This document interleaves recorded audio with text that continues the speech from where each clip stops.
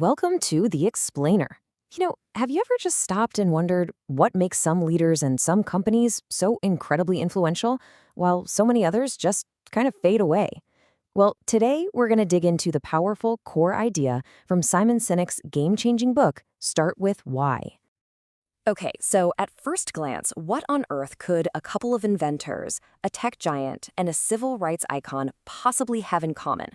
Well, Simon Sinek points out this really striking connection. Every single one of them was up against competitors who had way more money, better connections, you name it. And yet they were the ones who inspired movements and literally changed the world. So the big question is, how? So Sinek's whole argument is that there's this specific, really powerful pattern that sets these inspiring figures apart from everybody else. And get this, it's not about luck, it's not some kind of magic, it's a consistent way of thinking, of acting, and communicating that is the complete and total opposite of how most of us operate. And it all boils down to one simple, elegant idea. To really get what these leaders do differently, we first have to look at the default setting, for most businesses out there. They try to get us to do things using this predictable toolkit of tactics that Sinek just lumps together and calls manipulation.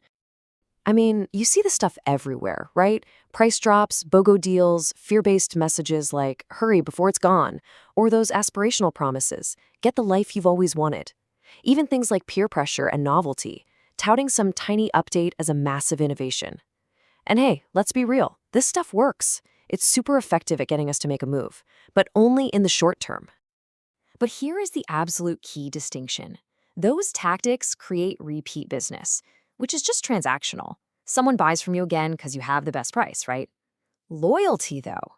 Loyalty is something else entirely. That's emotional. That's when a customer would actually turn down a better deal just to stick with you. Manipulations might get you a sale today, but they will never, ever create true loyalty. So if manipulation isn't the key to long-term success, if it doesn't build loyalty, then what does? This is where Sinek introduces this simple but absolutely profound framework that all inspiring leaders seem to follow, whether they even realize it or not. He calls it the golden circle, and this simple idea is just such a powerful model for leadership. It explains everything. It explains why some people and some organizations can inspire us to action while others just fall flat. It's all about putting purpose right at the center of it all. So let's break it down. All right, so on the very outside of this circle, you have the what. This is the easy part. Every single company on the planet knows what they do. It's the products they sell, the services they offer. Super clear. Okay, moving one layer in, you've got the how. Now, some companies know their how. This is their secret sauce, their proprietary process, their unique selling proposition. It's what they believe makes them different or better. But right there, in the very heart of the circle, that's the why. And this is where it all happens. See, very few people or companies can clearly articulate why they do what they do. And just to be clear, this has nothing to do with making money. That's just a result.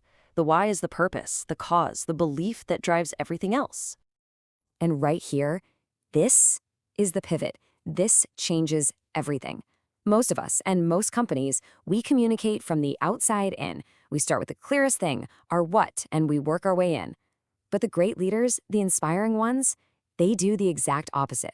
They think, act, and communicate from the inside out. They start with why.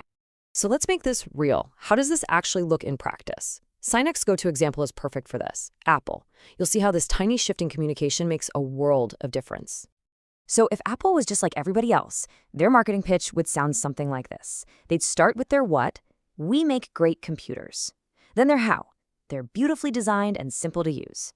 And it's fine, it's a statement of facts. But does it inspire you? Does it make you want to run out and buy one? Probably not. Okay, now listen to how Apple actually communicates. They flip the whole script. They start with their why. Everything we do, we believe in challenging the status quo. Then they move to their how. The way we challenge the status quo is by making our products beautifully designed and simple to use. And only then do they get to their what. We just happen to make great computers. See the difference? It feels completely different. You're not just buying a product, you're buying into a belief system. Now, this is the part that is just so cool. The golden circle isn't just some clever marketing gimmick. It's not an opinion. It's actually deeply rooted in the biology of how the human brain works. What Sinek points out is kind of mind-blowing, really.